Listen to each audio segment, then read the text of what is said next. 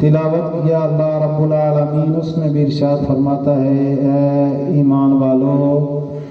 تم پر روزے فرض کر دیے گئے۔ اسی طرح اگر کوئی ماہ مقدس میں 1 روپیہ صدقہ کرتا ہے تو اللہ تبارک و تعالی اس کو 70 روپے صدقہ کرنے کا ثواب عطا فرماتا ہے۔ جب رمضان کی پہلی رات آتی ہے تو اللہ تبارک و تعالی اس امت پر اپنی نظر رحمت فرماتا ہے۔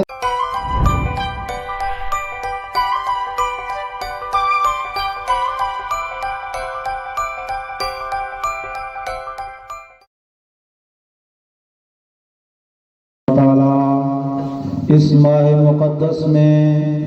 جن جن لوگوں کی بخشش اور مغفرت فرمائے اللہ تبارک و تعالی ہمارا بھی ان لوگوں میں شمار عطا فرمائے، اور اللہ تعالی ہمیں اس ماہ مقدس کی برکتیں سمیٹنے کی توفیق عطا فرمائے۔ قرآن مجید فرقان حمید کی جو آیت مبارکہ کا میں نے حصہ تلاوت کیا اللہ رب العالمین، اس میں بھی ارشاد فرماتا ہے اے ایمان والو تم پر روزے فرض کر دیے گئے جیسا کہ تم سے پہلے اگلی امتوں پر فرض تھے، لعلکم تتقون تاکہ تمہیں تقوی ملے۔ جس طرح ہم پر نماز فرض ہے اسی طرح رمضان المبارک کے روزے بھی ہم پر فرض ہیں، اور بلا اجازت شرعی جو رمضان کا ایک روزہ چھوڑتا ہے، جس طرح کبیرہ گناہ نماز چھوڑنا ہے اسی طرح رمضان مبارک کا ایک روزہ چھوڑنا بھی کبیرہ گناہ ہے۔ اور رمضان مبارک کے روزے اللہ نے فرض کیا، اللہ فرمایا تاکہ تمہیں تقوی ملے، پرہیزگاری ملے۔ تو یہ ماہ مقدس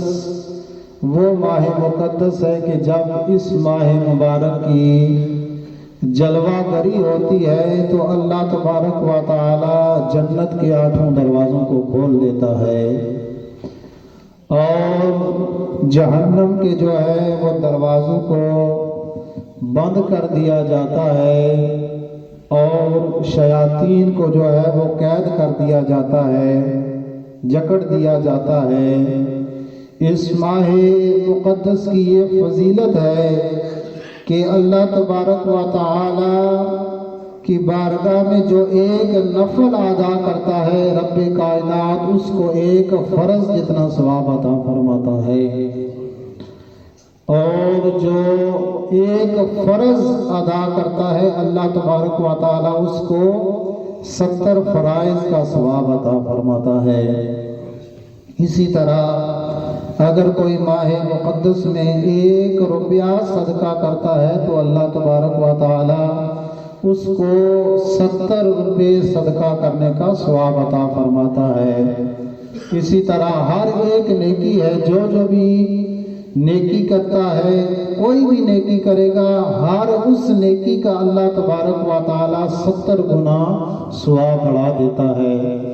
جس طرح قرآن کریم کی تلاوت کرنا، اسی لیے اہل جو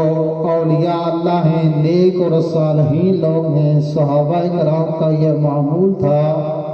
کہ وہ کثرت کے ساتھ قرآن کریم کی تلاوت جو ہے وہ کرتے رمضان مبارک میں۔ اور یہ فضیلت ہے کہ جو ایک رمضان المبارک میں ایک قرآن ختم کرے گا اللہ تعالیٰ اس کو 70 مرتبہ قرآن کریم ختم کرنے کا ثواب عطا فرمائے گا،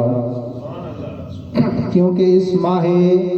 مقدس میں رسول اللہ صلی اللہ تعالیٰ علیہ وسلم نے فرمایا شیطان کو قید کر دیا جاتا ہے، اور شیاطین قید ہو جاتے ہیں تو انسان کے لیے اگر وہ نیکی کرنا چاہے تو اس کے لیے آسان ہوتا ہے عام دنوں کے مقابلے میں،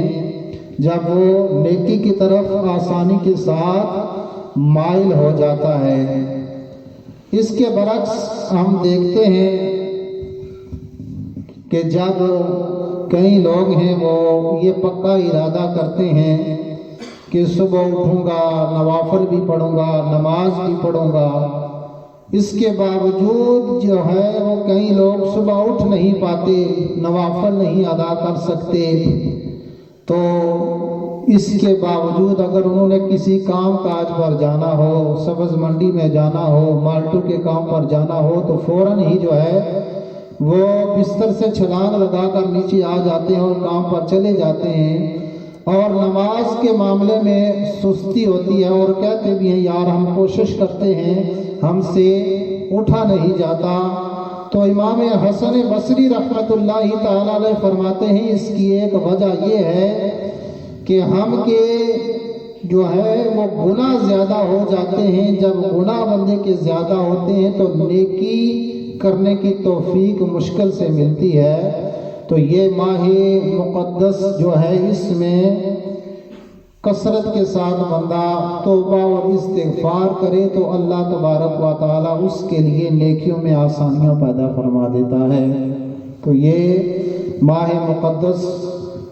نبی کریم صلی اللہ تعالیٰ علیہ وسلم کی کئی ایک احادیث مبارکہ ہیں۔ حضور صلی اللہ تعالیٰ علیہ وسلم نے فرمایا جب ماہ رمضان کی پہلی رات آتی ہے اللہ تعالیٰ جنت کے دروازوں کو کھول دیتا ہے اور آخر رات تک بند نہیں فرماتا۔ اور حضور صلی اللہ تعالیٰ علیہ وسلم نے فرمایا جب دن ہو یا رات کوئی بھی ماہ رمضان مبارک میں ایک سجدہ اللہ کی بارگاہ میں کرتا ہے تو اللہ تبارک و تعالیٰ اس کے نامہ اعمال میں 1500 نیکیاں لکھتا ہے۔ اللہ اکبر۔ اور ایک بشارت یہ ہے کہ جو ایک دن ہو یا رات ایک سجدہ کرتا ہے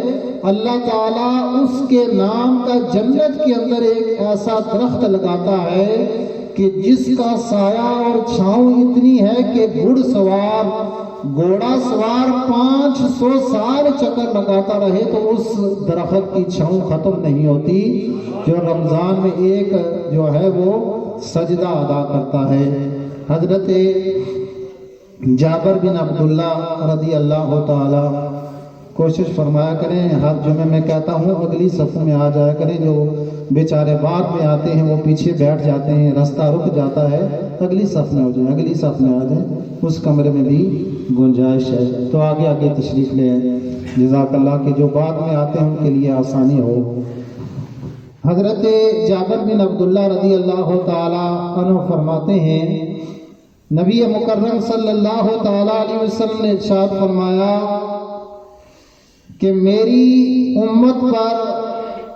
اللہ تبارک و تعالی نے رمضان مبارک میں میری امت پر 5 ایسی چیزیں عطا فرمائی کہ مجھ سے پہلے کسی نبی کی امتی کو نہ فرمائی۔ فرمایا رسول اللہ صلی اللہ تعالیٰ علیہ وسلم نے جب رمضان کی پہلی رات آتی ہے تو اللہ تبارک و تعالی اس امت پر اپنی نظر رحمت فرماتا ہے، رحمت کی نظر سے دیکھتا ہے، اور جس پر اللہ تعالی رحمت کی نظر فرمائے اس کو عذاب نہیں دے گا، اس کے گناہ معاف فرمائے گا۔ دوسری رسول اللہ صلی اللہ تعالیٰ علیہ وسلم نے فرمایا کہ رمضان مبارک کے روزہ دار کے شام کے وقت جو اس کے منہ سے روزے کی وجہ سے بو پیدا ہوتی ہے اللہ تبارک و تعالیٰ کو وہ بو اس روزہ دار کے منہ سے جو نکلتی ہے وہ مشک کی خوشبو سے بھی زیادہ اس کو عزیز ہوتی ہے۔ مشک کی خوشبو سب سے زیادہ اچھی خوشبو ہوتی ہے، اور جو روزہ دار کے منہ سے جو خوشبو نکلتی ہے اللہ تبارک و تعالیٰ کو اس جو ہے مشک کی خوشبو سے بھی زیادہ عزیز ہوتی ہے۔ اور دن اور رات میں فرشتے جو ہے اس کے لیے مغفرت کی دعائیں کرتے ہیں۔ اس امت کے لیے دن اور رات میں فرشتے مغفرت کی دعائیں کرتے ہیں۔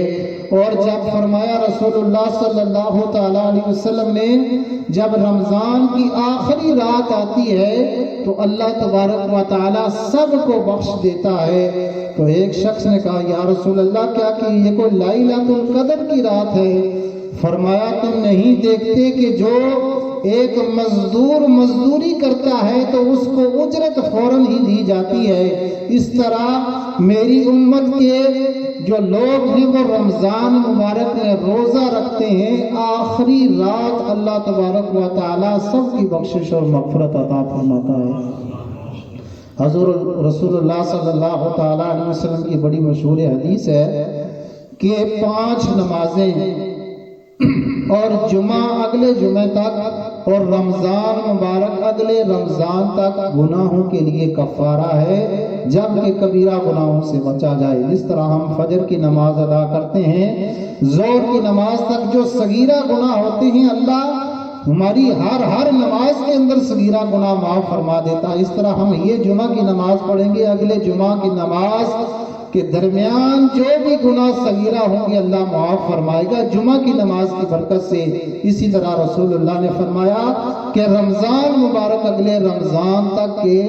درمیان جو بھی صغیرہ گناہ ہوں گے اللہ تبارک و تعالیٰ ان کے صغیرہ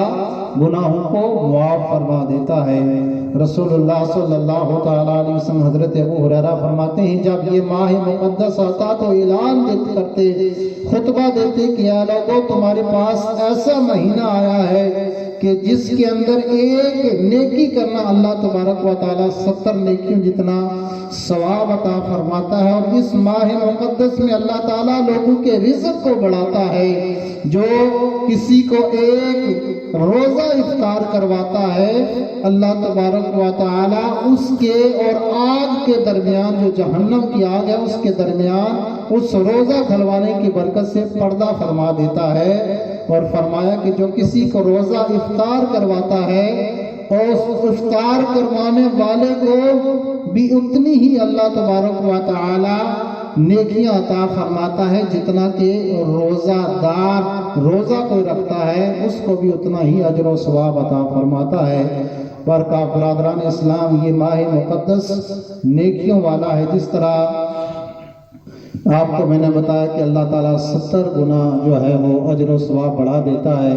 تو دنیا کے معاملات کے اندر ہماری کوشش ہوتی ہے کہ جہاں